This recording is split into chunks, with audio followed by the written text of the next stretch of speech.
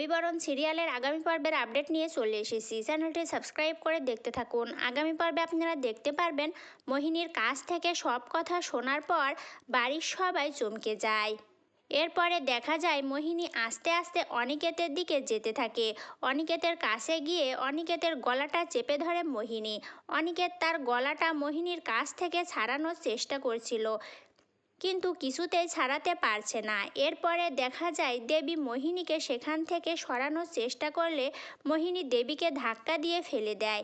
দেবী তখন মনে মনে বলতে থাকে, এ কি, মোহিনীর আজ হঠাৎ এত বেশি শক্তি কি করে হলো।